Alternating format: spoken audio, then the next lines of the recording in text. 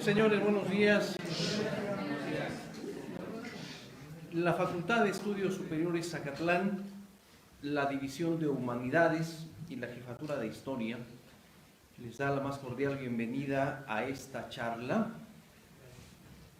en la que el maestro Israel Garrido pues nos va a hablar de su experiencia en el Archivo General del Poder Judicial de Oaxaca.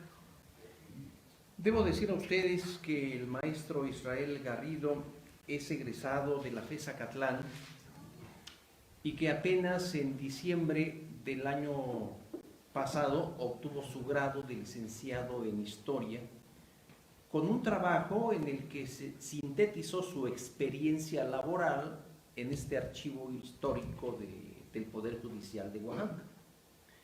Precisamente por eso le pedí al maestro que viniera a charlar con ustedes, porque naturalmente sin paleografía el profesor no hubiera entrado a trabajar a ese archivo, sin paleografía no hubiera hecho el catálogo de los documentos que existen en ese repositorio, y naturalmente ustedes que están aprendiendo paleografía, para ustedes que estudian paleografía, me parece muy importante que conozcan la labor del paleógrafo, la labor del historiador ya in situ, para que vean las dificultades que tuvo que enfrentar el maestro y en consecuencia, bueno, pues en síntesis ver la experiencia del historiador utilizando la paleografía.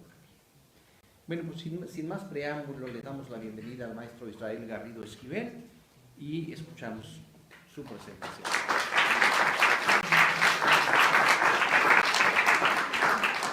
Buenos días a todos. Si me oyen muy bajito, díganme para subir un poco más la voz. Buenos días. Bueno, agradezco primero al maestro Miguel Ángel Cerón por haberme hecho la invitación a este seminario para exponerles un poco de la labor que yo realizo dentro del archivo histórico. Soy jefe del departamento, pero prácticamente mi actividad general en forma cotidiana es en el archivo histórico judicial. Nuevamente muy amable maestro por la invitación. El trabajo lo voy a dividir en prácticamente dos apartados, que es un poco el antecedente para que conozcan un poco lo que es el archivo histórico judicial, por qué fue creado, para qué fue creado y sobre todo los proyectos que ha tenido y que tiene para salvaguardar el patrimonio del archivo. Y la otra parte, pues voy a hablar prácticamente de lo que son los procesos judiciales. No les voy a ir desglosando desde la cabeza del proceso hasta la sentencia, porque si no sería muy tedioso. Voy a presentar unas láminas, unas diapositivas, en donde vamos a ver primero lo que son las cabezas de proceso. Bueno, el documento va a presentar la cabeza de proceso y enseguida a un lado va a estar una ficha descriptiva del resumen prácticamente de todo el documento. No hacemos una paleografía de todo el documento, ¿no? Porque sería imposible. Lo que nosotros buscamos siempre en el archivo, lo que se busca siempre en un archivo histórico, es presentarle al usuario, al investigador, una fuente primaria de consulta, que en este caso sea un catálogo o un inventario. Entonces, de esas dos formas voy a hablar un poco de lo que es el archivo. Bueno, le puse como título con poco temor de Dios y menosprecio de la Real Justicia. Suena un poco decimonónico, pero cuando uno lee la documentación en el archivo histórico desde el siglo XVI hasta todavía principios del XIX, 1825, 30, todavía siguen sermón católico en el que, bueno, sí cometiste un delito ante la causa civil, pero también es ante Dios, no solo ante los humanos, sino también ante Dios. Entonces, por eso siempre empieza en las cabezas de proceso pues, toda la información que nos da, y en algún apartado de este cabeza de proceso pues dice que con poco temor de Dios y en el desprecio de la Real Justicia cometió estos delitos, ¿no? Y por eso se me hizo atractivo el nombre. Bueno, un poco de antecedentes. El archivo histórico judicial es de reciente creación. nació en el 2002, estamos hablando que tiene 17 años, cumple la mayoría de edad, pero fue un trabajo arduo el rescatar, el transferir documentación de las diferentes regiones del estado de Oaxaca a la capital del estado para poder salvaguardar esta información. Esta labor se inició en la década de los 80, finales de los 80, principios de los 90, pero su único objetivo era transferir documentación, ¿no? Son de diferentes regiones, estamos hablando de la Mixteca, de la costa, del Istmo, de la Sierra Norte, de la Sierra Sur. Entonces fue una labor muy fuerte, estamos hablando que duró casi 10 años, del 85 al 95, 96. Entonces fue una labor muy importante. A partir del 2000 se pensó ya en la creación de un propio archivo histórico, pues para de alguna manera darle un trato diferente a la información. Toda esta información en algún momento llegó a formar parte de lo que es el archivo general o archivo central. ¿No? Esto de las cuestiones de archivos siempre es complicada porque a uno les dicen que son archivos centrales, otros los dicen archivos generales. Entonces son términos que para nosotros a veces meternos en esa terminología pues implica pérdida de tiempo. Entonces para nosotros es archivo general. Esta información estuvo prácticamente desde los 80 hasta principios del 2000 en un solo depositorio. A partir de un proyecto que la administración del licenciado Bolaños Cacho en el 2000 pretendió rescatar esta información, se metió a concurso a CONACYT un proyecto que se llamó Digitalización, Conservación, Organización y Clasificación de lo que es el archivo histórico del Poder Judicial. Gracias a eso se pudo llevar a cabo lo que es el catálogo y la digitalización de dos series importantes, que es el archivo, que es Tepozcolula y Villa Alta. Les voy a hablar un poquito de estas dos regiones. Esto fue un trabajo multidisciplinario, no solamente el archivo participó, también participó la Escuela Nacional de Restauración y Conservación y Museografía de Lina. ¿Por qué? Porque teníamos que ver en qué condiciones físicas se encontraba el archivo. Uno como trabajador de ahí o como responsable, pues uno sabe de las dificultades que tiene, el estado de conservación puede ser bueno, malo, regular, pero es subjetivo, ¿no? A lo mejor para lo que para mí puede ser malo o bueno, a lo mejor para ustedes puede ser regular. Entonces, pues más que un experto que nos pudiera decir en qué condiciones prácticamente estaba nuestro archivo. Afortunadamente, a través de este análisis, resultó que el 90% de la información estaba en buen estado. Presentaba algún deterioro, como lo van a ver en algunos documentos que presento, pero no se ha generado, no se originó a partir de que se hizo la transferencia, sino en los lugares en donde se conservaba. Estos lugares donde se conservaba, pues prácticamente eran bodegas, eran los baños de los propios juzgados. Como los juzgados estaban dentro de los municipios, pues el municipio les dio un pequeño espacio, pues ahí lo colocaban, y pues era una casa con lámina, pues había goteras, entonces prácticamente alguna información se deterioró. Entonces, eso fue el primer paso. Una vez ya teniendo esta reunión de toda esta documentación de las 7 regiones, pues se pasó al siguiente proceso de organización de un archivo. Nosotros no podemos organizar un archivo de acuerdo pues, al jefe en turno o a la persona en turno, sino tenemos que tener una metodología. Entonces, pues tenemos que basarnos en el principio de procedencia y orden original de la documentación. Entonces, para hacer este proceso de organización, el objetivo que nos planteamos desde un principio como archivo histórico judicial fue organizar, clasificar, describir y conservar el patrimonio documental. Lo tuvimos que dividir en 27 secciones documentales o juzgados de primera instancia que contenían documentación, podemos decir, anteriores a 1960, porque nuestro reglamento y nuestra ley orgánica habla de que nosotros consideramos como documento histórico toda aquella información que sea de 1960 hacia atrás, ¿no? La temporalidad en que la ubicamos, esta información es de 1545 a 1950, aunque se hablaba del 60, pero por problemas de espacio No hemos podido transferir del archivo de concentración los otros 10 años restantes que nos quedan, pero los años extremos es de 1545 a 1949. Por el momento, en los trabajos que hemos realizado de organización, de inventario y de clasificación de la información, tenemos aproximadamente 160,000 expedientes. Estas secciones documentales, bueno, tenemos una tabla. Esas secciones documentales, les digo, hay que ordenarlo por principio de procedencia y orden original de la información. No podemos crearlo, como a veces nos han sugerido algunos usuarios, algunos investigadores, hacerlo forma temática, ¿no? Porque estamos rompiendo con el principio fundamental de la archivística, que es el principio de procedencia y orden original de la información. Cuando nosotros llegamos al archivo, este archivo había sido utilizado por varios investigadores que en su momento tenían temáticas muy particulares. Por ejemplo, nos encontramos con un investigador que estaba viendo sobre la región de la Mixteca, pero puntos muy concretos, que era el cacicazgo de la Mixteca, sobre todo de la zona de Tepozcolula.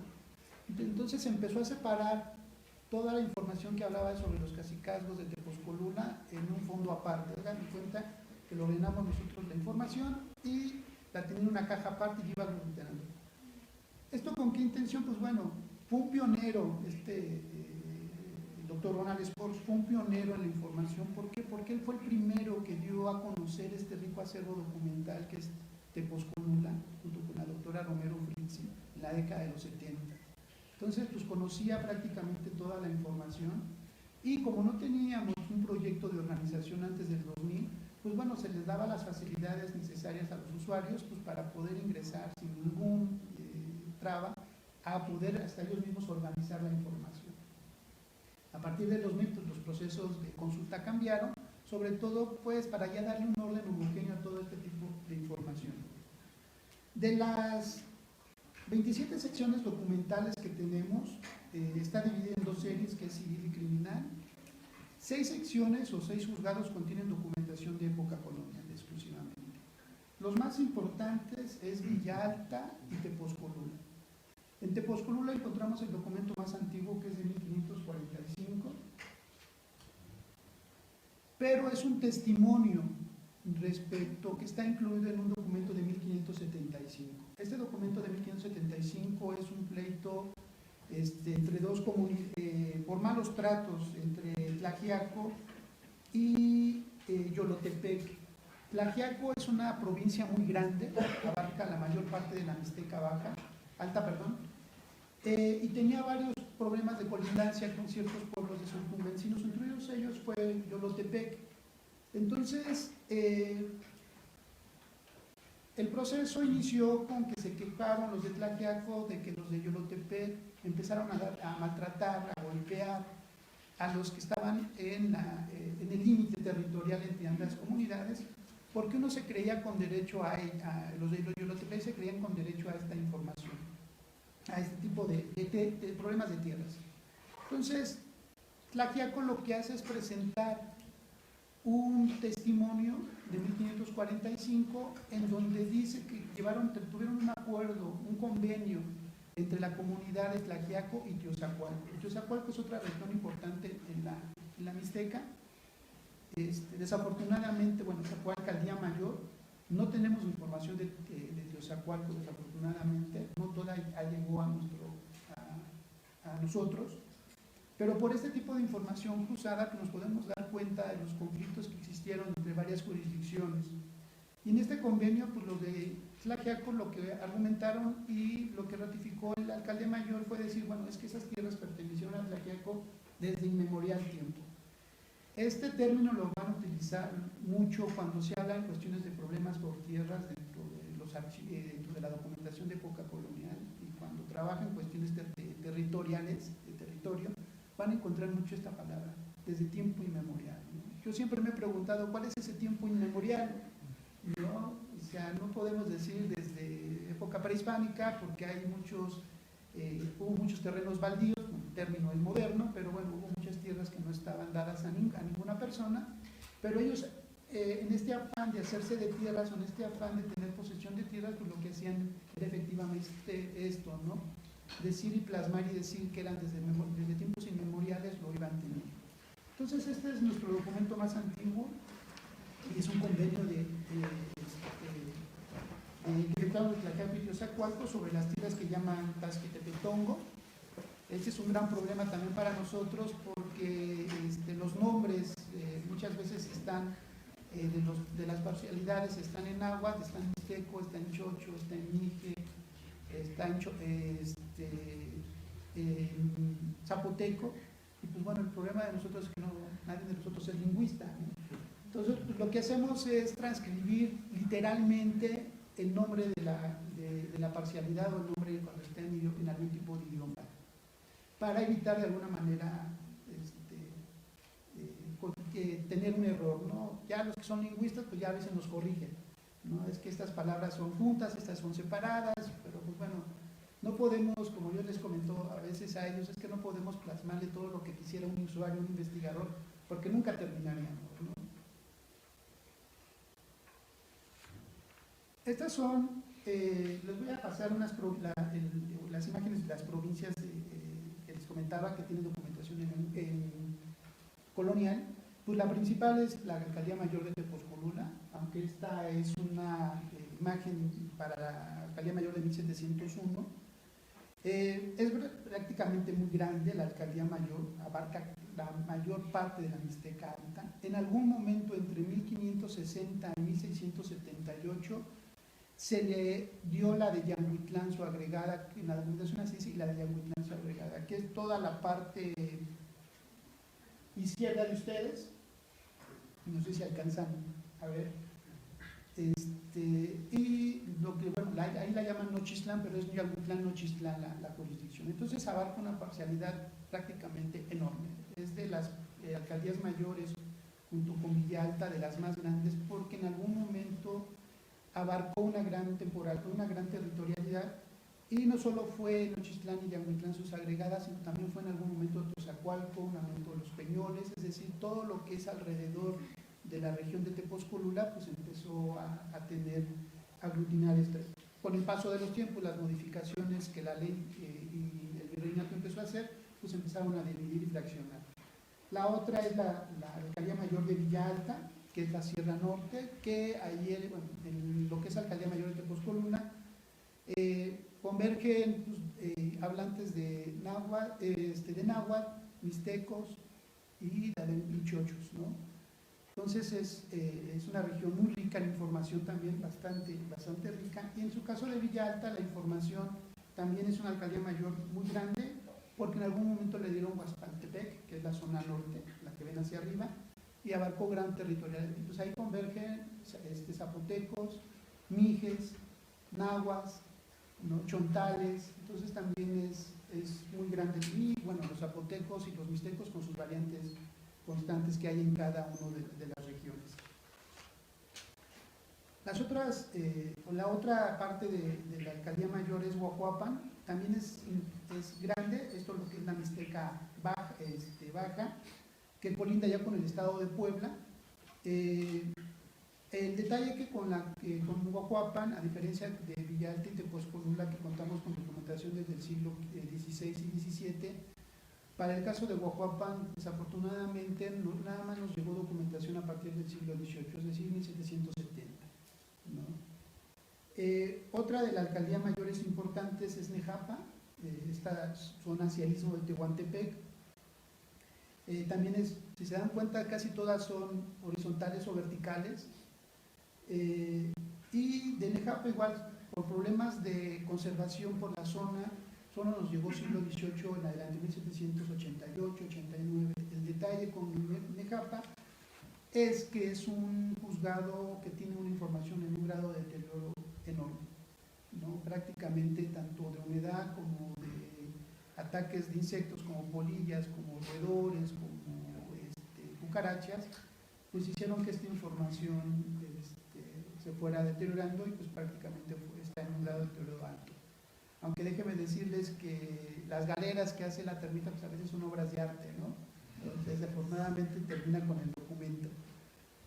Otra alcaldía mayor es la de Miahuatlán y Tlacolula, que ya es los valles centrales y un poco la Sierra Sur. De esta tenemos información ya prácticamente de finales del 18, 1797, 98, prácticamente casi nada. Tenemos cierta documentación de principios del siglo XIX que todavía continúa la época colonial, pero es muy dispar, no es tan continua como puede ser Huajuapan, como puede ser Villalta, como puede ser Tepozcolula. En el caso de Tepozcolula, un dato importante es que Huajuapan para siglo XIX tiene una temporalidad y una consecuencia documental fascinante que ninguna otra de las 27 secciones documentales que tenemos en el archivo latino. Entonces, pueden seguir ahí. Bueno, voy a hablar un poquito ahora de lo que son los procesos judiciales. Bueno, los procesos judiciales, pues como todo el mundo lo puede ver, se inician a partir de algo, de alguna razón, alguna circunstancia que haya acontecido dentro de una jurisdicción en donde tiene autoridad un alcalde mayor, pero también todo el aparato administrativo, judicial o jurisdiccional que pueda tener el alcalde mayor. Estamos hablando de sus tenientes de alcalde mayor, estamos hablando de sus alcaldes ordinarios, los alcaldes de los pueblos, que son parte de este aparato gubernamental, y que todos van a tener en algún punto cierta jurisdicción. El de mayor rango es el alcalde mayor porque abarca toda la jurisdicción, y el de menor rango, es decir, el alcalde del pueblo, de una población en particular, estábamos hablando, si nos referimos a Tepozcolula, pues la cabecera de Tlaxiaco, solamente lo que es la cabecera de Tlaxiaco va a tener jurisdicción y su tipo de información o documentación va a ser más pequeña. Generalmente él ve cuestiones de lo que son golpes o algún delito donde no haya sangre, ¿no? Los golpes es un delito que no haya sangre, las contusiones es un delito que no haya sangre, entonces este tipo de delitos menores lo incluye, ¿no?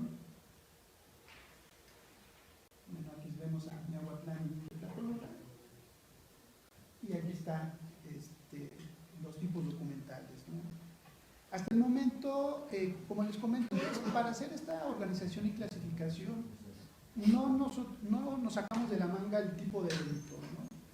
Me gustó como para que fuera un amancebamiento, para que fuera un adulterio, para que fuera una idolatría, no. El tipo documental lo vamos a ver en el propio documento. El propio documento nos va a decir qué delito es por el cual se inició, la razón por la cual se está iniciando este tipo de documentación.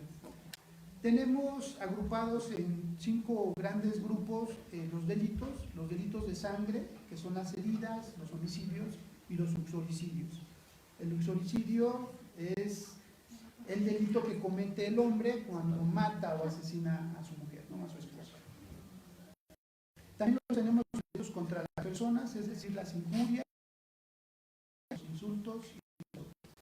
Es curioso toda esta información, cómo refleja mucho la idiosincrasia de la época, la costumbre de la época. ¿Por qué?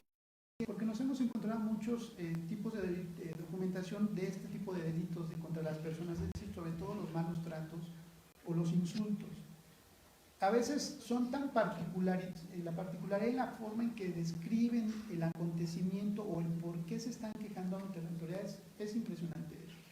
Cuando tengan ustedes la oportunidad de ver un expediente judicial, lo van a ver. En la cabeza de proceso, que es con el que inicia esta información, con esa cabeza de proceso, pues bueno, yo que me fui agraviado por otra persona, pues me presento ante la autoridad correspondiente, ante un alcalde mayor, estamos hablando en la cabecera del distrito, o en algún alcalde menor, si estoy fuera de la jurisdicción distrital. Me presento y le hago manifestación de todo lo que me hicieron. Hay expedientes en donde hasta caminando, que van caminando las dos personas, y de repente el que viene de frente pues no se quitó el sombrero, ¿no? Y no lo saludó.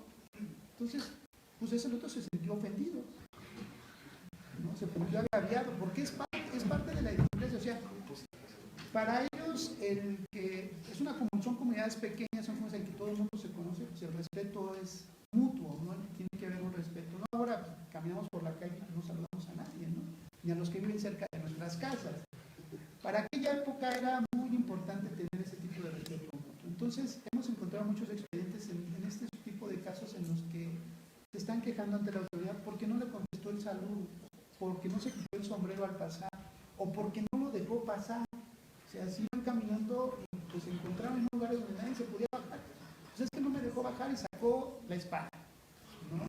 Desenvainó la espada. O sea, están los insultos, pero también está otro tipo de delitos que van a ir creándose poco a poco, ¿no? Como la riña. Entonces les digo, pues los insultos, pues generalmente a veces ponen las palabrotas que dicen, no nos espantamos porque, bueno, el vocabulario es muy extenso, ¿no? Así que los que, perdón por la expresión, pero los que hoy se huellan en aquella época ya hubieran sido condenados, ¿no? Mínimo azotes. La siguiente grupo son los delitos pecado, lo que se ha considerado como delitos pecado, como es la bestialidad, la sodomía, la idolatría, la violación o fuerza, el amancebamiento y de la idolatría. ¿Por qué delitos pecados? Bueno, pues porque van también en contra de Dios, no solo de la autoridad civil, sino también van en contra de Dios. ¿Por qué? Porque no está permitido, o sea, es atroz cometer un delito de bestialidad, ¿no? Les digo, lo pongo paréntesis, es tener relaciones sexuales con algún animal. Entonces, eso también es castigado porque pues, está mal visto, pues va contra la naturaleza de Dios, ¿no? Pero también simplemente se le tiene que condenar. La sodomía, pues bueno, es una relación entre personas del mismo sexo. La idolatría, pues bueno, en algún momento cuando en estos procesos de evangelización todavía muchas comunidades conservan sus costumbres y podemos encontrar también los casos de todavía veneran a sus dioses, ¿no? Este es un caso de amancebamiento.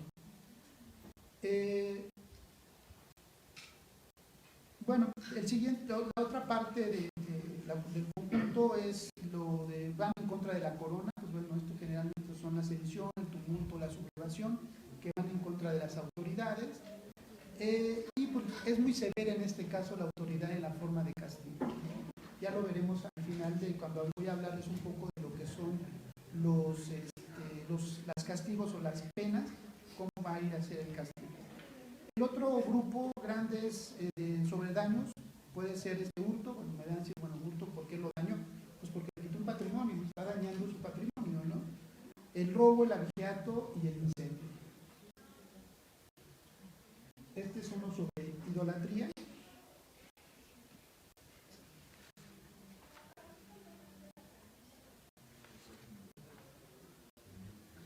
Este es de la zona de Villalta. Villalta todavía conservó muchas tradiciones indígenas en permitir la que era venerar a sus antiguos dioses.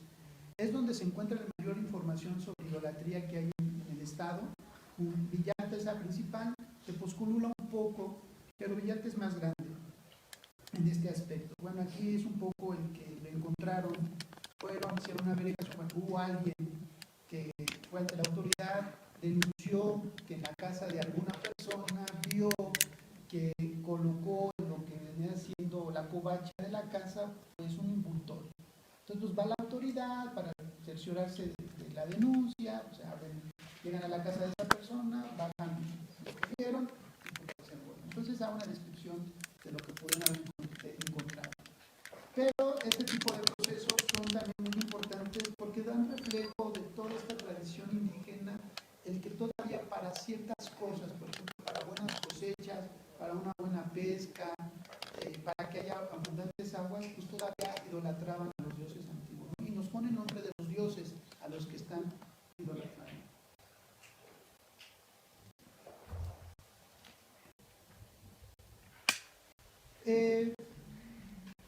Los procesos judiciales inician, como les comentaba, con estas cabezas de proceso en el que se va a denunciar el delito, en donde el que va a acusar va a decir o manifestar todo lo que tenga que ver con el insulto, o porque mintió, o porque lo robó, etc.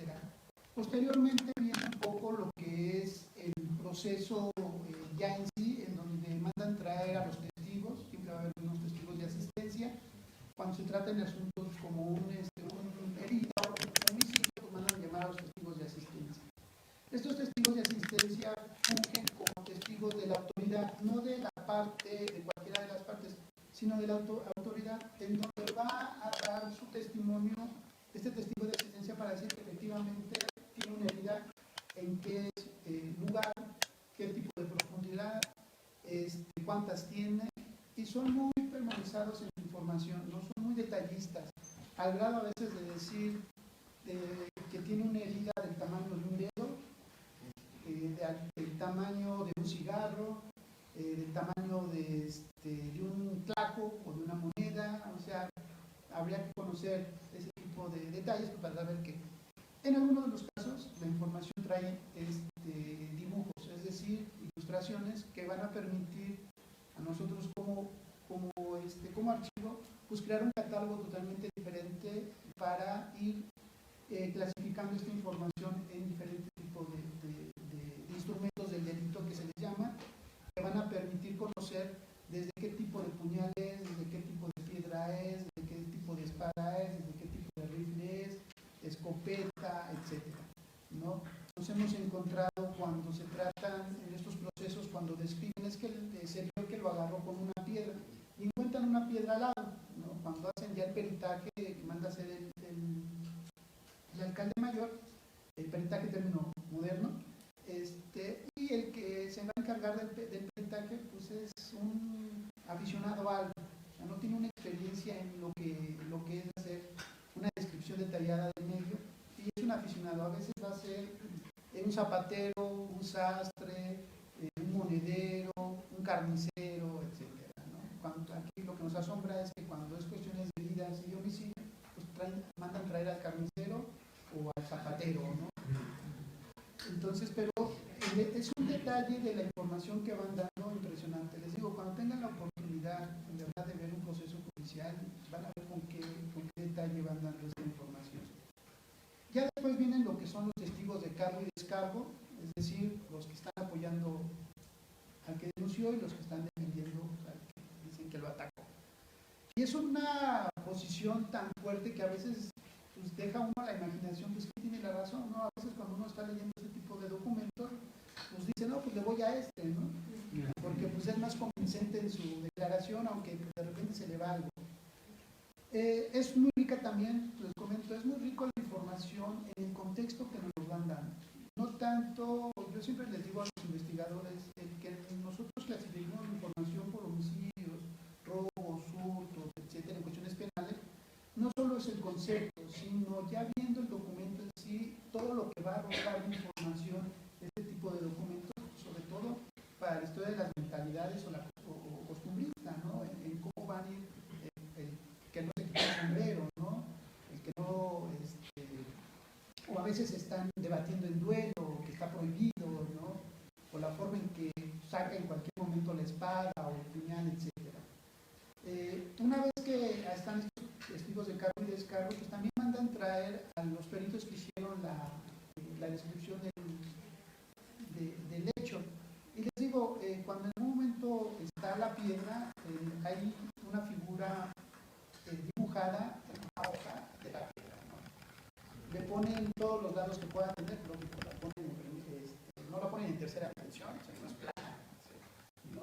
Pero es en verdad tan detallado el dibujo que uno se puede dar cuenta en dónde estaba la sangre y cuánta sangre podía haber, ¿no? Porque lo remarcan más fuerte, ¿no? Para poder ser igual lo hace cuando hace un cuchillo, le ponen lo que es la sangre, lo pueden iluminar más fuerte. Esto no es a escala, es a tamaño real, es decir, si la piedra midió a lo mejor el tamaño de mi mano, la dibujan al tamaño de mi mano, ¿no? Si es el cuchillo mide 30 centímetros, de 30 centímetros dibujan el cuchillo. Si tiene alguna característica este cuchillo, pues lo van dando, ¿no? Igual el rifle, qué tipo de rifle es, con qué características tiene, de cuántos tiros tiene. O sea, son muy detallados, y si el rifle mide 80, 90 centímetros, lo hacen de ese tamaño. O sea, es prácticamente el tamaño original del instrumento. Pues bueno, llega el momento en que el juez de primera instancia, o el alcalde mayor, pues tiene que dictar sentencia. Ya tomó en cuenta todo lo que son los cargos, los descargos, los testigos, los testimonios de los peritos. Pues ahora sí, pues hay que Estas condenas generalmente son 7. Esto se basa mucho en las partidas de Alfonso X. Esto lo que les muestro es pena de muerte o pérdida de muerte, que es la primera. Están clasificadas en 2, 4 mayores y 3 menores. La primera de todas es la pena de muerte o pérdida de muerte, ¿no? La segunda, esto generalmente, voy a pasar unas imágenes, es por ciertos delitos muy graves, ¿no? Pero no siempre. Nosotros tenemos la idea de que cuando en la época colonial a todo mundo condenaban a la pena de muerte, ¿no? Lo vemos en las películas, ¿no? De que todo era condenado. No, la pena de muerte era de una forma muy esporádica que se hacía, ¿no? Siempre y cuando el juez, en este caso el alcalde mayor, tuviera los elementos necesarios y suficientes para poder decretar la pena de muerte o la pena de muerte. Porque no se puede recuperar, ya no se puede recuperar ni la vida ni algún niño. Entonces, era tan específico el delito y tan importante las agravantes para evitar que este tipo de información pudiera darse.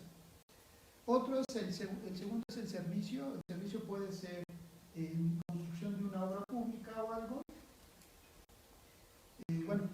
La pena de muerte puede ser de 2 tipos: a través de garrote o a través de la horca. Todo el mundo conoce la horca, ¿no? Estos palos que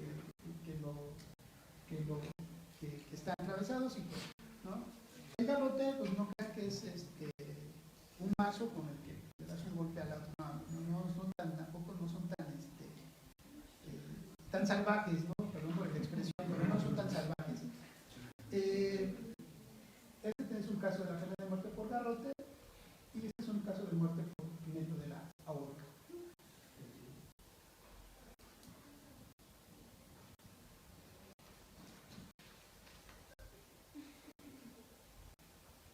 Este tipo de penas, es decir, la pena de muerte o la pérdida de un miembro, llevaba consigo una significación. Era así como una parafernalia dentro de la comunidad para, más que nada, avergonzar a la persona a la que iba a ir al cadalso, pero para que el resto de la población viera y que no pudieran seguir cometiendo esos delitos porque podían terminar ahí. La justicia colonial era intimidatoria. O sea, era tan importante el controlar a la población mediante la justicia que era intimidatoria. No podías cometer algún tipo de delito. ¿Por qué? Porque te puede pasar esto. Entonces, ¿qué es lo que hacían? Pues toda una parafernalia, ¿no? Desde la forma en que lo van a sacar de la cárcel, cómo lo van a ir trayendo de la calle, por las calles, cómo va a llegar al cadalso y qué es lo que se le va a ejecutar la pena. Si es pena de muerte, puede ser o por garrote o por la horca. Aquí les presento lo que es una imagen de una obra de Barreguet, una pintura, que significa muy bien lo que es el garrote. Perdón, lo que es la horca y la picota. La picota es el lugar en donde se ejecutaba las sentencias de azotes o cuando había pérdida de algún miembro por el condenado, es donde se colocaba. Ahorita les presento unas imágenes más grandes de esto.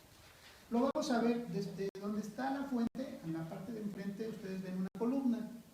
No es una columna de independencia ni conmemorativa, es la picota, es el lugar en donde residía la justicia y la altura, lo pueden ver por las personas que están a un lado, qué dimensiones tiene, ¿no? ¿Por qué? Porque este tipo de instrumento es intimidatorio. Desde cualquier parte, desde el lugar en donde voy a llegar a esta población, se va a ver la picota, ¿no? Y es intimidatoria. ¿Por qué? Porque la justicia lo que quiere decir es que en esa población va a haber justicia si se comete algún delito, sobre todo para los que son foráneos. Entre los locales comerciales hay unos 4 palos verticales y unos horizontales, y en medio hay un pequeño palo. Eso también es una picota, es de menor tamaño, y es el lugar de la horca, ¿no? Esta es la plaza de la Ciudad de México hacia finales del siglo XVIII, y que representa muy bien en dónde se va a ejecutar este tipo de cosas. Esta es una vista de lo que quisieron representar, es una vista del palacio, pero pues tuvieron que representar lo que hay enfrente del palacio, ¿no? aparece la horca, se ve un poco más, o se ve mejor la imagen, a diferencia de la de Barguet. Esta es una litografía y también se ve la columna, ¿no? La picota, igual el tamaño de la picota, ¿no? Y se ve, bueno, de este lado ponen la fuente del lado derecho, pero que lo están viendo la perspectiva diferente a como lo estaban viendo en Barguet.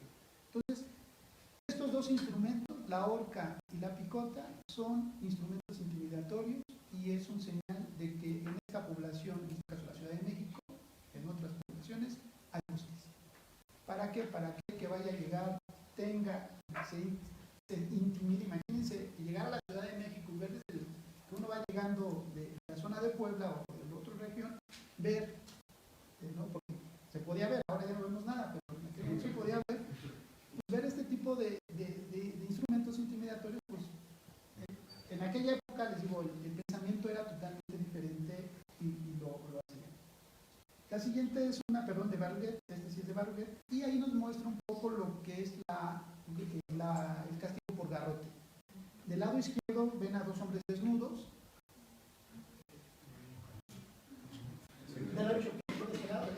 A dos hombres desnudos, perdón, y tienen una soga en el cuello.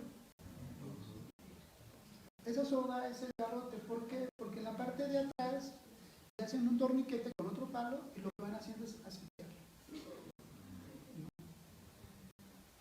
Con el paso del tiempo, este tipo de pena, pena de muerte a través del garrote se fue humanizando, ¿no? La propia legislación española lo establece en varios mandamientos, en varios leyes, en donde que para evitar que el delincuente sufra esa pena, se va a tener que modernizar el garrote. Con el paso del tiempo deja de ser solo una cuerda y con un palo atrás donde lo va realizando. Con el paso del tiempo ya es un tipo collarín y en la parte de atrás es una punta tipo cilindro, lo que va a hacer es lastimar el acero y lo que va a hacer es causarle la muerte de forma instantánea.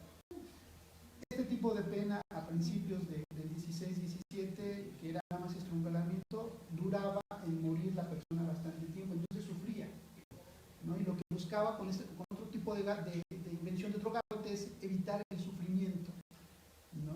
Es una escena de San Benito, ahí ven adelante a los penitentes con su gorrito, con su traje de penitentes, ¿no? La otra condena que les comentaba es la de pena de servicio. No puedo decir qué tipo de delitos eran los que iban a incluirse en este tipo de penas, ¿no? Era muy variado. Podía ser un mismo homicidio, podía ser un mismo robo, podía ser un mismo hurto, pero lo que iba a variar era el tiempo, el lugar de donde iban a ser condenados, ¿no? A servicio. Por ejemplo, pueden ver en el cuadro que el homicidio puede ser lugar de servicio en el Arsenal de La Habana, por homicidio por 6 años, como también puede ser en la fortificación de Veracruz por 10 años. O sea, este tipo de condenas, si bien la legislación lo marcaba, siempre lo dejaban al arbitrio del juzgador. El juzgador es el que determinaba, por todas las circunstancias que rodeaban al delito, en decir qué tipo de delito es, qué circunstancias es, con qué alevosía se hizo, entonces qué tipo de pena va a llevarse a cabo. Igual hay delitos como los golpes o las bebidas prohibidas. Bueno, podemos tomar una cerveza en cualquier esquina y no pasa nada. En aquella época estaba prohibido su uso, su producción, su distribución y su almacenamiento. Entonces, el hacer bebidas prohibidas también era un delito y que conllevaba, pues, sobre todo a un servicio, y generalmente pues era un servicio menor, ya sea en un hospital, ya sea en las casas reales sirviendo como portero, o sea, variando el tipo de información. El único caso de bebidas prohibidas, la única bebida que era legalmente autorizada para los indígenas, pues era el pulque blanco. O sea, ellos sí lo podían producir, lo podían distribuir y lo podían consumir, ¿no? Pero el detalle es que cuando lo consumían en exceso, pues caían en el delito de ebriedad consuetudinaria. Entonces, pues por la ebriedad consuetudinaria, pues también hay que mandarlo a la justicia, y pues la justicia justicia, pues para evitar que tenga, pues, evitar que llegue a esos lugares donde se venda pulque, que se le dé un paseo por la población, que se le den o azotes o se le destierre por cierto tiempo, ¿no?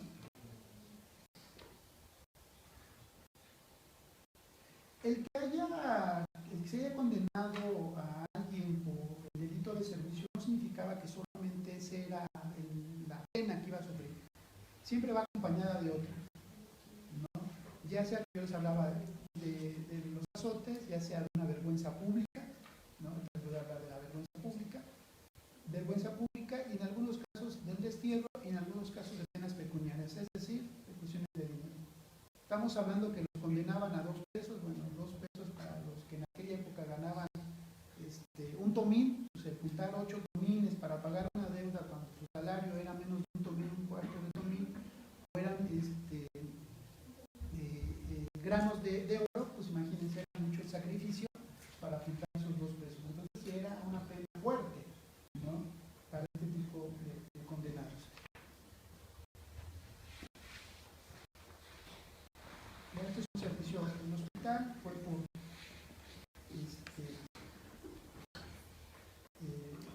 insultos. Es un caso muy curioso porque lo que les comentaba, se encontraron en la calle, se empezaron a discutir y la señora le empezó a decirle cosas a él. Entonces lo único que hizo fue denunciarla y parte del castigo pues fue que la pasearan por la ciudad, por el pueblo, en este caso por la Tecoscólula, y que le pusieran un mortal en la boca para evitar que siguiera insultando a la gente, ¿no? Son particularidades que cada uno de los procesos van a ir presentando, que son bien interesantes para ver cómo iba aplicándose o cómo era la justicia colonial en aquella época. Lógico, se tenía que ir adaptando a las circunstancias porque no todo estaba escrito, ¿no? A veces había que no sacarse algo de la manga, pero sí por lo menos decir, bueno, hemos tenido algún caso similar y se le ha condenado a esto, bueno, hay que condenarlo también probablemente a esto, ¿no? Y este es un servicio en algún convento, y esto lo condenaron por vender pulque, ¿no? Y como les comentaba, parte del servicio, el convento de Tepozcolula, pues fueron azotados, les dieron 50 azotes en el tianguis público, y que la vergüenza pública es ser trasquilados. O sea, la forma de pensar de la época, como todavía se tiene mucho esta idea de que tu persona no puede ser ultrajada, pues para ellos, y la misma autoridad virreinal decía, a ellos no les duelen los azotes, ¿no? Porque en algún momento llegaron a estar acostumbrados porque la comunidad, sus autoridades los azotaban. Pero ¿qué es lo que les dolía más? Pues ser trasquilados, su vergüenza pública. Entonces, siempre en algún momento fue acompañado el castigo de azote por este tipo de vergüenza pública, el cortarles el cabello, cortarles las trenzas o desnudarlos, ¿no? En la parte superior del cuerpo. Otro tipo de pena o de condena es el destierro. Es la tercera, pero se le condenaba al destierro, pero con pérdida de bienes. Es decir, se le confiscaban todos sus bienes a quien cometía un delito. No les explico y no les digo qué tipo de delitos encausan en cada una de estos tipos de penas, porque como vieron con el servicio y como lo han visto con la pena de muerte, pues es variable. O sea, en algún momento podemos decir que un delito leve pues podría ser únicamente el destierro o el servicio en un hospital, pero sin antes pasar por los azotes o una pena pecuniaria. Vimos que los homicidios pueden ser condenados a pena de muerte o a pérdida de un miembro, pero también pueden ser mandados a servicio a algún arsenal o ser desterrados de la propia población durante 10 años. Entonces, no les puedo decir qué tipo de delito en particular correspondería a cada uno. El tercero, como les comentaba, es el destierro tomándole sus bienes. ¿Por qué era importante esto? Porque aparte de ser acusado, aparte de ser condenado, perdía todo su sustento, ¿no? Aunque en algún momento el destierro fuera por 3, 4 años, pues podría regresar a su comunidad, pero pues ya no tiene nada, ¿no? Y por eso las partidas la toman como una de las tres primeras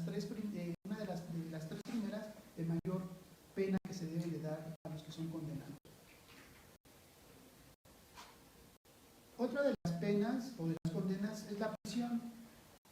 La prisión debe de tomarse para esta época, no como ahora, en el decir que pues comete un delito y se le mete a la cárcel y hay que compurgue la pena.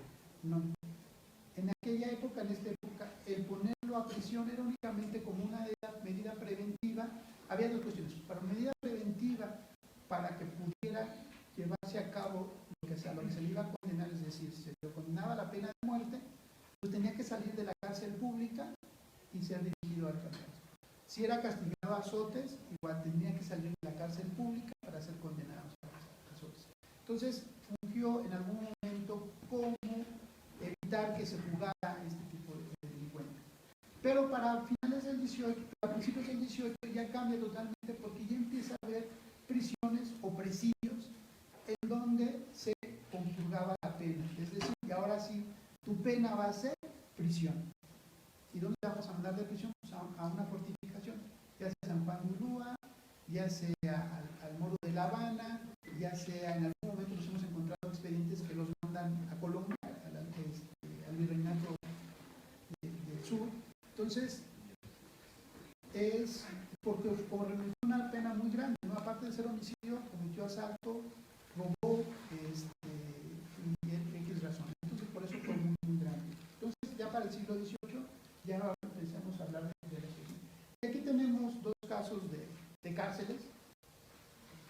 Uno es una cárcel de Nochistlán para 1781, y pues pueden ver cómo está dibujado en planta lo que es la cárcel, y a un lado, en la parte de abajo, pueden ver lo que eran las casas reales, que deberían estar junto con las cárceles reales, pero adelante de la cárcel real pues ven otra vez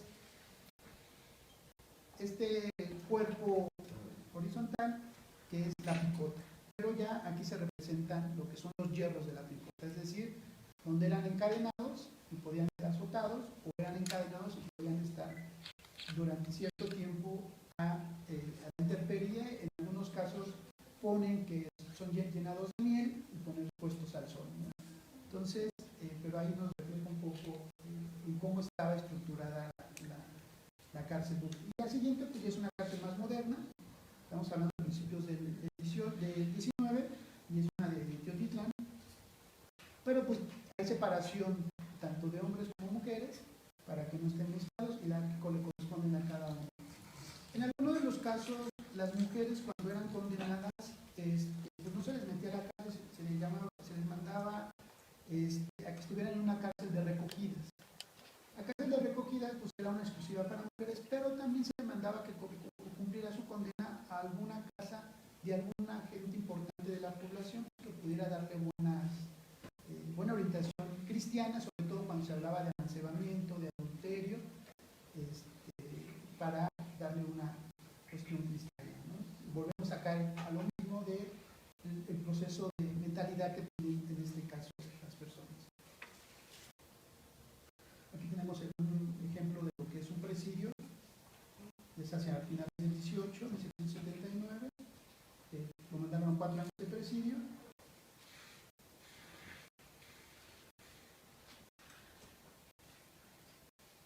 Y eso lo mandaron a Veracruz por 6 años. No les digo, es generalmente el lugar en donde tenía que condenar, terminar su condena, era juzgar al arbitrio del juzgador, pero también el juzgador, el alcalde mayor, lo que hacía era pedir asesoría a la Real Sala del Crimen para decir que si su sentencia fue la correcta y si está bien que se le haya mandado a este tipo de guarniciones. En algún momento la Real Sala del Crimen dice no, te excediste, no le des los 200 azotes, nada más de 100, no lo pongas al destierro de la población, pero mándalo a servir a las fortificaciones durante no 4 años, mándalo por 3 años, ¿no? Pero sí, a servir sin ninguna paga, por decir, era un servicio gratuito, que no había una paga por el servicio que prestaban, ¿no?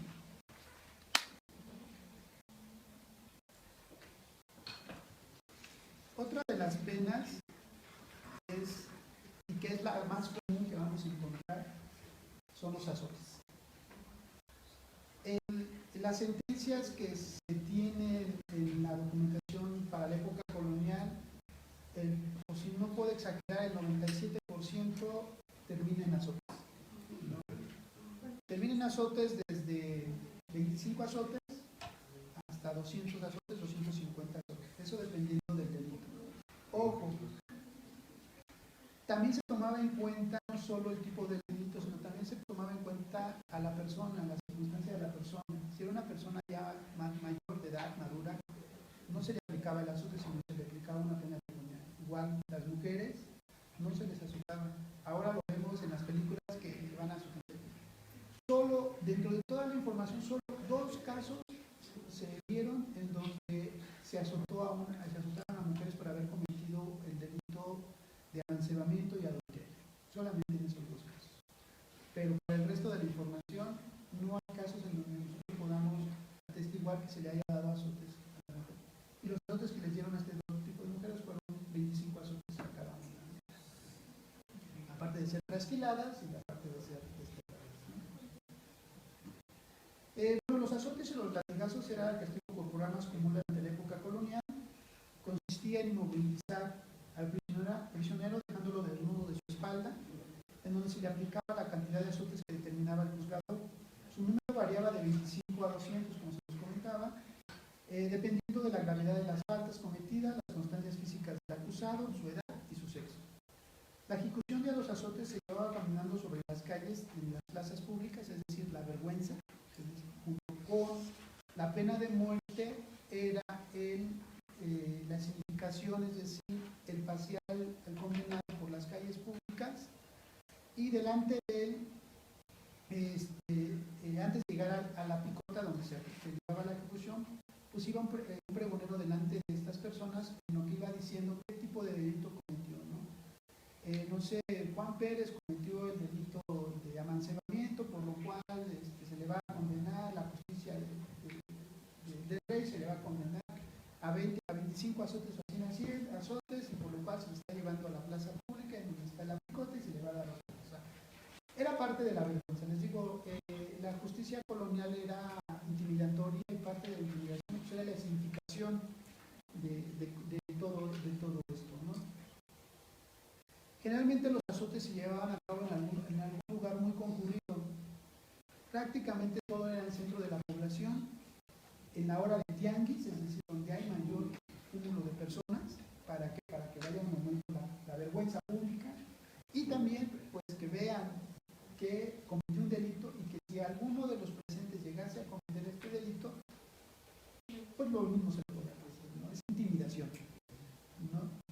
La hora, porque la documentación nos dice la hora es entre las 11 de la mañana y las 12 del día, ¿no? Que es donde mayormente hay más gente, entre los tianguis, pero también es la hora en que la justicia puede ser más eficaz. No sé por qué eficaz, utilizaba ese término eficaz. No lo sé, nunca he entendido el término eficaz, pero en algunos casos sí nos dice la hora y nos dice por ser eficaz.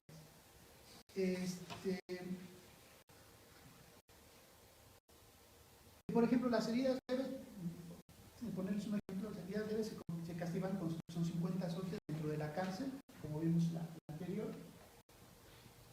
Aquí, en la cárcel, por ejemplo, dentro de la cárcel, o sea, no era una vergüenza pública, pero se le condenaba por ser un delito leve. Podemos decir que era por unos golpes, una riña, ¿no? Que en algún momento no traía consigo sangre, ¿no? Como es el término que lo manejan.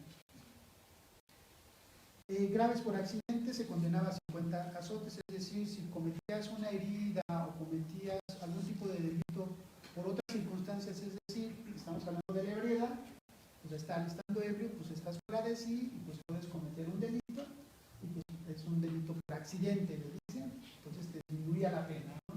Que hoy en día lo usan mucho también, perdón, por la similitud, me pareciera anacrónica, pero pues lo vemos que cuando condenan a alguna persona por homicidio, y lo primero que hacen los abogados es decir, ¿va en estado de ebriedad? No, pues que no, tú di que sigas en estado de ebriedad. ¿Por qué? Porque eso va a disminuir la pena, ¿no? Entonces, desde la época colonial ese tipo de señalamientos se hacía. En los casos que fuera grave la herida, por su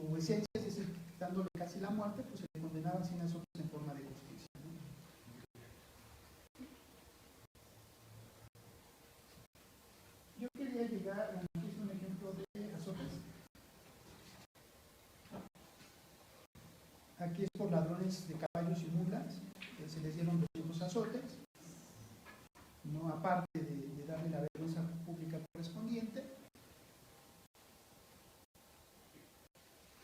Otro de azotes aquí por hurto y quebrantamiento de la cárcel, es decir, porque se fugó. A este le mandaban 200 azotes y le cortaban las orejas. Entonces, yo les comentaba al principio que no perdieran de vista en la lámina de la Ciudad de México, en donde estaba la picota y la horca. ¿Por qué? Porque aquí tenemos dos casos de picotas. Los dos casos los conozco. Es una picota en la zona, en el pueblo de Tlacochahuaya, que está como a 20 minutos de la ciudad de Oaxaca, y la otra picota es la del convento de Jocotlán, que está hacia el sur, como a 40 minutos. Son dos casos, dos ejemplos que todavía se conservan en Oaxaca de picotas.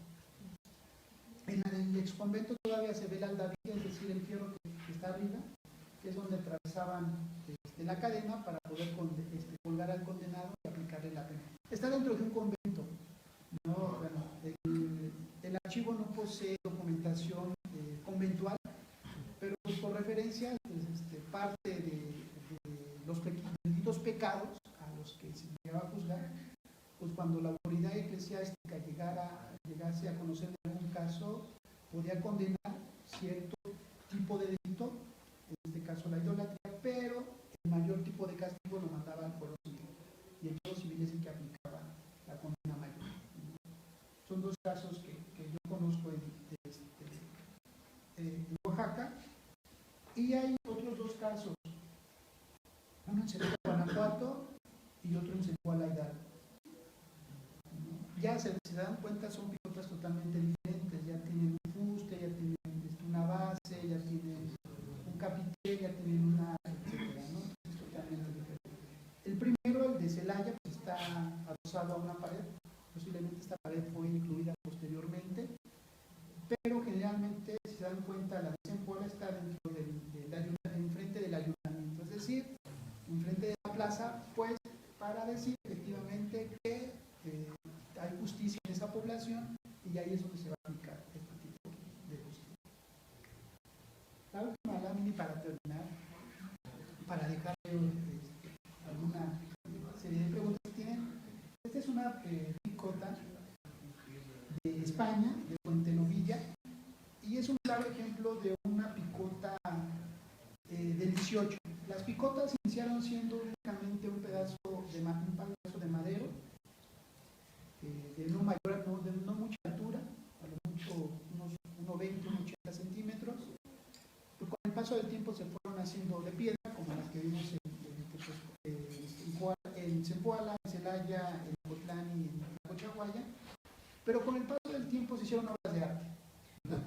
Perdón por la expresión, pero recordemos la primera lámina que les mostré de la Plaza de la Ciudad de México, que es el de Antonio Prado, la Plaza Mayor de México del siglo XVIII. ¿Cómo se ve? Es una columna que es parecida a esta, ¿no? ¿Por qué? Porque ya es una obra de arte quien la elaboró. ¿Por qué? Porque se podía ver a mayor distancia y generalmente pues ya podía decir. Al que le cortaban las orejas terminó estando en una de estas, en una picota como esta. Es decir, alrededor del fuste se colocaban las aldabillas, es decir, las argollas, en donde se podían colgar las orejas, los óvulos de las orejas, las propias orejas. Si se le amputaba la mano a alguien, se colgaba de ahí, la autoridad lo pasaba a que lo colgara ahí. No vamos muy lejos. Cuando declaran el fusilamiento de los iniciadores de la independencia, pues ¿a dónde fueron a dar? La alhóndiga, bueno, ahí no fue una picota, sino fue a la alhóndiga, algún árbol representativo, y en las esquinas para que todo el mundo pudiera verlos, ¿no? Y este es un claro ejemplo de la picota, con su fuste, con su escalinata, su base, su fuste, sus canoncillos. Con el paso del tiempo, estos canoncillos, como ven aquí, y a diferencia del anterior, de la de Zempoala, son unos leones, y en la base son unos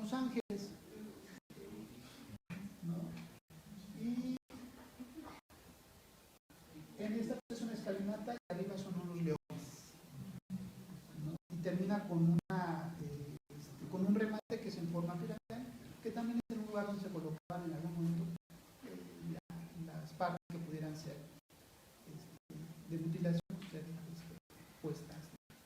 Pues bueno, sería todo, les agradezco su atención.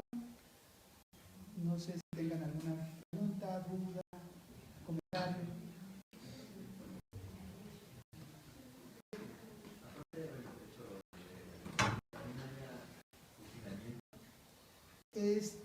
Nosotros tenemos uno por fusilamiento, pero ya en 1941 fusilaron a una persona que cometió parricidio, mató a su esposa, a su mamá, en estado de ebriedad. Entró al jacal, son unas narraciones, llega, narra que va llegando, la señora está haciendo tortillas dentro del jacal, está una niña a su lado, entra y porque no estaba servida la comida, le agarra es un leño y empieza a pegar a su mano.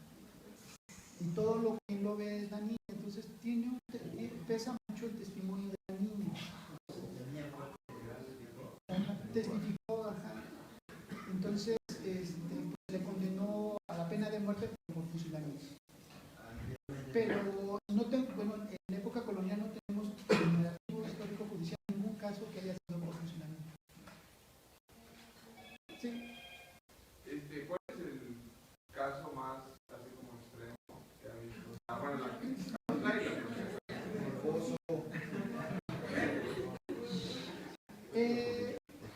los delitos atroces en el sentido de salteadores y ladrones se perseguían por otro tipo de justicia ordinaria que era la Santa Hermandad y era muy severa en aplicar los castigos y ellos sí llegaban a aplicar la pena de muerte y la mutilación de miembros constantemente, ¿no? Entonces sí son los delitos así que más hay unos expedientes que maneja la Santa Hermandad, pero hay un problema de jurisdicción a veces. Cuando la Santa Hermandad va a aplicar la pena, la justicia ordinaria, es decir, el alcalde mayor, pues le dice que no, que tiene que esperar porque pertenece a su jurisdicción. Entonces hay un problema de jurisdicciones porque hay mucha sobreposición de este tipo, ¿no? Pero los salteadores sí. ¿Había una edad para ser juzgado? Generalmente son mayores de edad. Cometían delitos los menores de edad, pero generalmente se les mandaba a que sus padres los atendieran, vieran por ellos y que asistieran a la doctrina cristiana. Todos estos ejemplos que les pongo son de indígenas, ¿no? Se dan cuenta, son de indígenas. ¿Por qué? Porque estamos hablando de una región donde el 99%, si no exageramos, es indígena. Y hay casos en españoles que se les aplica la pena, pero no son penas de estas, son más penas pecuniarias. Es decir, pagar 20 pesos, 30 pesos, hacer desterrado de la población, pero jamás llega a la mutilación, jamás llega a los casos, porque no era. ¿Sí? Bueno, tengo entendido que en los primeros siglos sí no había diferencia entre los naturales y los españoles, pero después se llegó al acuerdo que a los indios no pueden ser juzgados por españoles ya que ellos eran nuevos en la región. Entonces ellos tuvieron su propio tribunal y entonces en inclusive ellos no los juzgaban. A los únicos que juzgaban eran a los negros, que se creía que era como una extensión de los españoles. Esto se ve reflejado en la.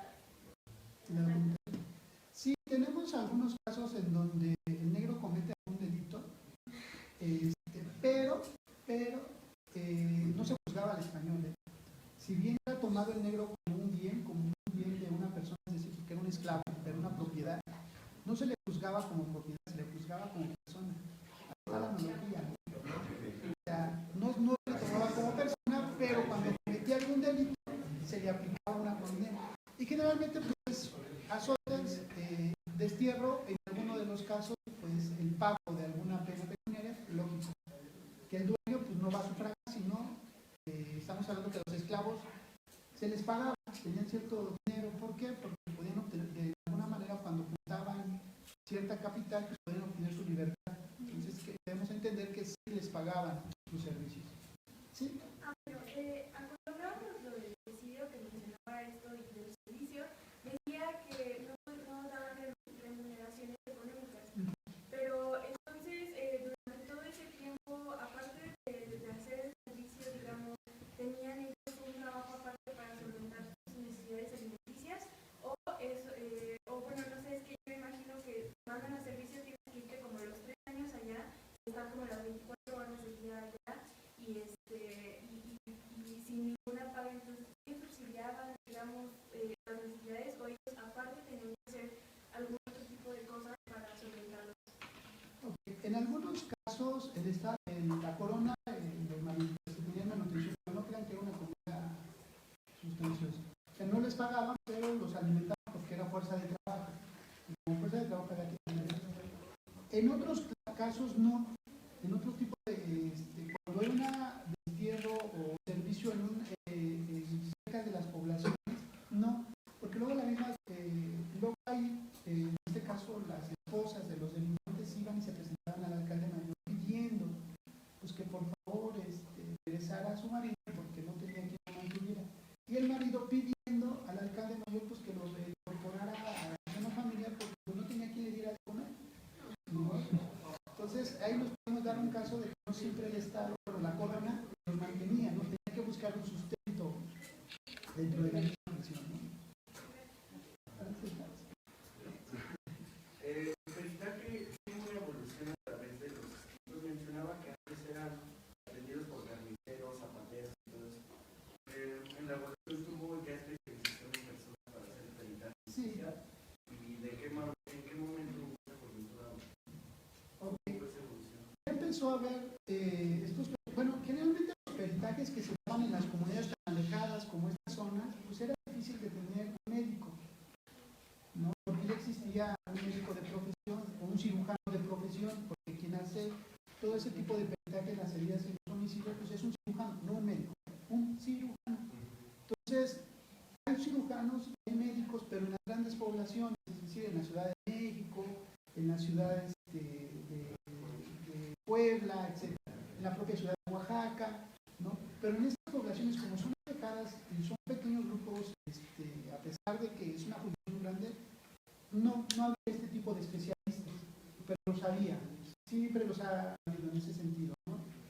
Pero cuando ya se da muy comúnmente en que ya lo atiende un cirujano, ya es muy tardío. Ya estamos hablando de todavía para 1925, 1930, 35, todavía la justicia se hace hecha mano de estos aficionados, ¿no? ¿Por qué? Porque no tiene quien pueda darle ese servicio.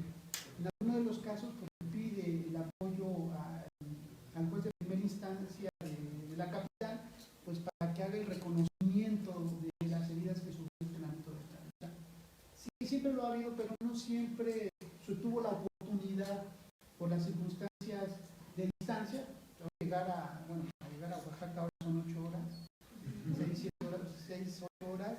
En aquellos días era casi un mes y medio de travesía, entonces yo sí era la distancia más. Sí, por ahí está, ¿no? Sí. Y con referencia a los chicos, ¿tiene alguna investigación que nos sabe cómo evolucionaron? Mira, yo no conozco ninguna publicación respecto a lo que son las picotas y su evolución. En donde se ha tratado mucho el tema es en España. En este tipo de historia jurídica, historia jurisdiccional que se dice, los españoles son muy avanzados en ese campo. Entonces, en México prácticamente no hay estudios de historia jurídica, porque más se van a los sentidos de ni la evolución de los delitos, ni la evolución de la legislación.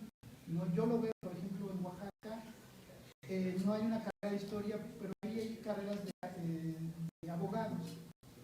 Pero no se acercan al archivo para buscar cómo ha ido modificándose o cómo ha ido evolucionando el derecho a partir del siglo XVI, durante el siglo XVII, XVIII y XIX, sino exclusivamente van en busca de una codificación. Y yo digo, bueno, buscas una codificación de la época colonial. El término codificación es grande, ¿no? Hablas de mandamientos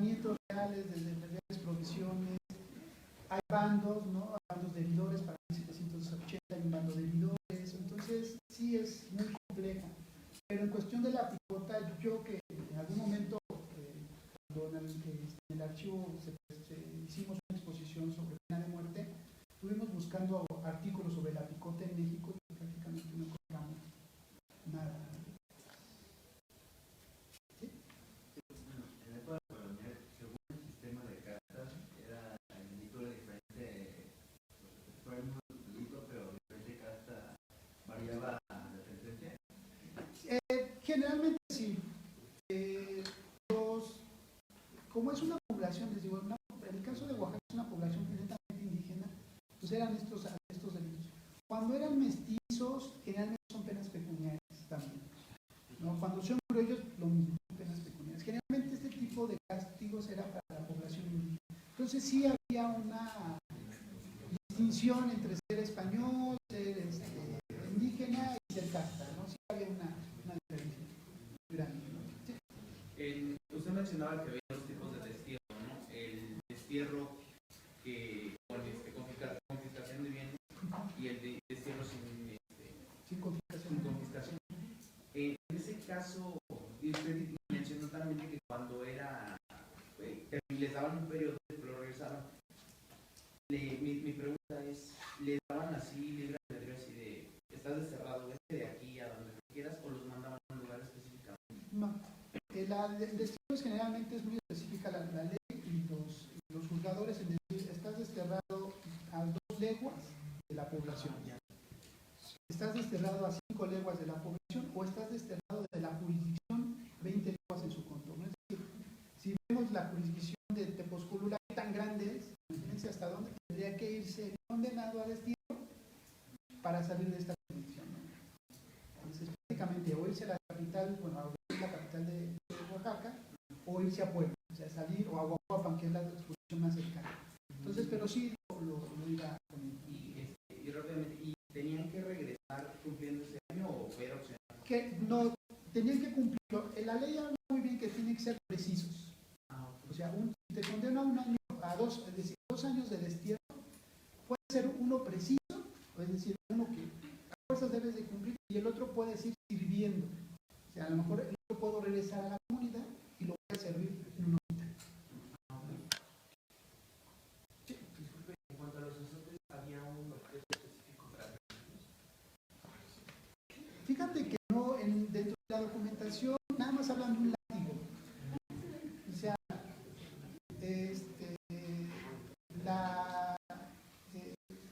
las películas nos hacen mil formas de látigos, hay también restos arqueológicos, la variedad de látigos que hay, pero en la documentación no nos dice qué tipo de látigos, únicamente dice que lo agarraron a latigazos con el látigo.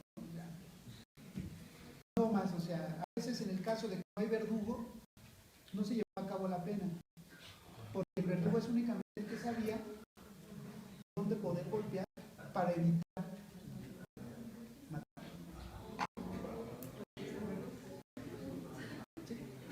Dentro de los procesos judiciales por bebidas bebidas se hace mención del método de producción de las bebidas. Sí, generalmente las destiladas. Estamos hablando del mezcal, el tequila, el chinguito, ¿no?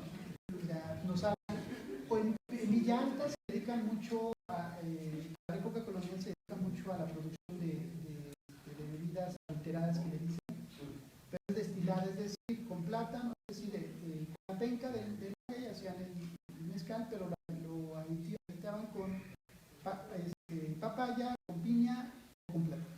Pues es lógico que era más fuerte, ¿no? Y si hay algún momento en que condenan a que se destruyan todos los trapiches, porque son trapiches de mano, para eliminar la producción. Hablan de los cántaros, de los cilindros, o sea, sí habla de la producción de cómo iban a hacer. Sí, lo habla.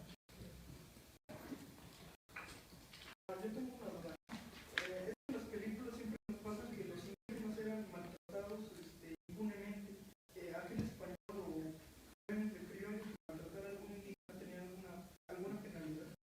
Sí, por ejemplo, en algún momento cuando hablan que un indígena está trabajando para trabajando, no a servicio, porque puede estar a servicio y no se le podía dar una paga, o el indígena podía también meterse a servicio para pagar una deuda. Pero en el caso de que trabajara para alguien en un trapito, de hacer azúcar,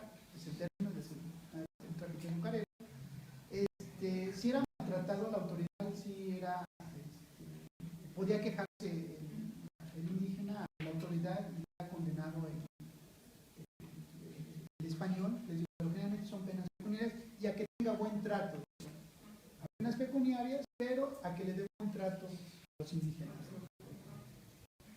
¿Sí? En cuanto al catálogo, ¿cómo podremos tener acceso y está pensando en algún momento en la digitalización? Bueno, tenemos catálogo exclusivamente para dos secciones, es decir, de alta y de poscolonial, que es la que tiene constitución colonial. Desafortunadamente ha habido intentos por subirlo a línea para que sea más fácil de consultar, pero por cuestiones técnicas que a veces uno no entiende, no ha sido posible. Entonces ahorita podemos accesar a esos catálogos solamente en el archivo. En cuanto a la digitalización, tenemos digitalizado lo que es época colonial. En este proyecto de digitalización y clasificación nos dimos a la tarea de digitalizar más de 280,000 imágenes.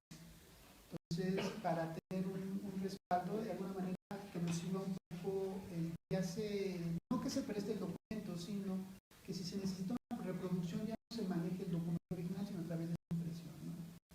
Y los catálogos es prácticamente. Hay otra serie que es protocolos, que bueno, todo lo que me presenté. Ese también está directamente catálogo en el archivo. Y es búsqueda de palabras, es muy fácil su utilización. O sea, si alguien tiene ya un tema así, no es así como muy amplio, porque luego llegan investigadores y me dicen, es que yo quiero ver sobre qué maestros enseñaban una lengua indígena.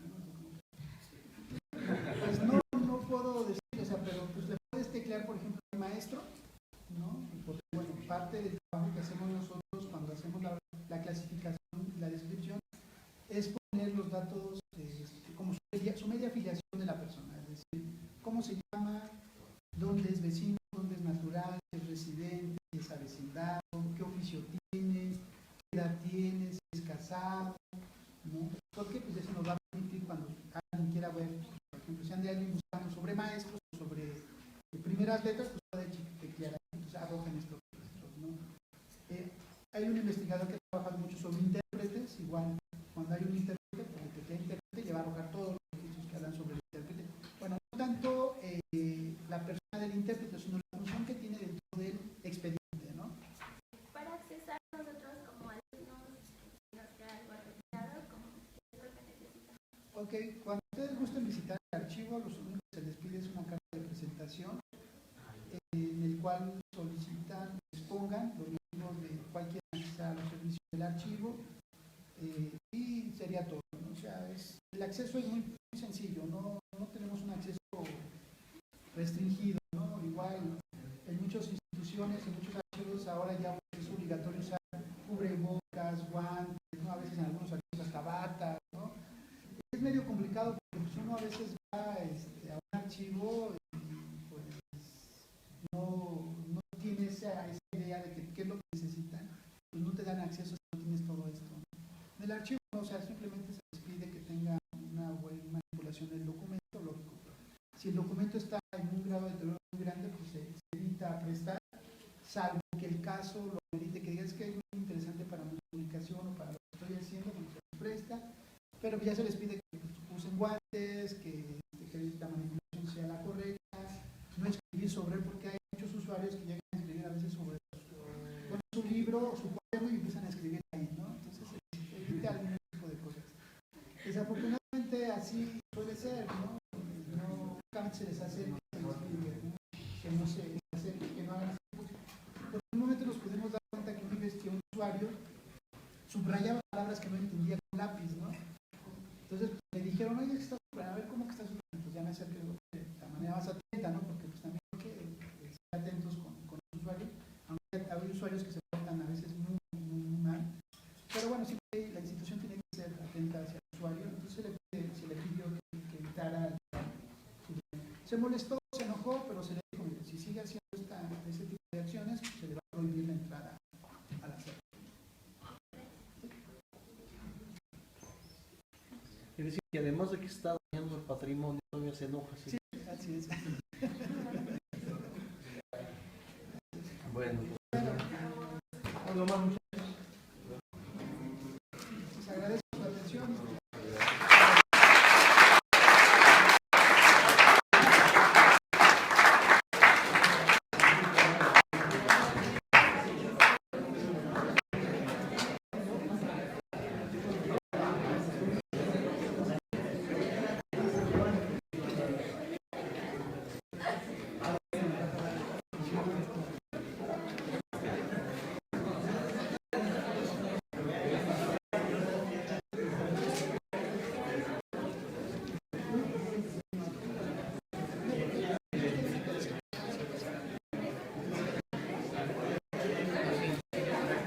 Bien, señores, pues entonces, para dar término a la presentación del maestro Israel Garrido, voy a permitirme entregar a nombre de la Facultad de Estudios Superiores este documento que dice: la Facultad de Estudios Superiores Zacatlán, el programa de Humanidades, la sección de Historia, otorga la presente constancia al licenciado Israel Garrido Esquivel por haber impartido la conferencia Sin temor de Dios y menosprecio de la justicia, procesos judiciales en Oaxaca colonial, en el marco de las actividades del Seminario Permanente de Paleografía y Diplomática. Por mi raza hablará el Espíritu, Santa Cruz, Zacatlán, Estado de México, marzo 14 de 2019. Nuestra felicidad.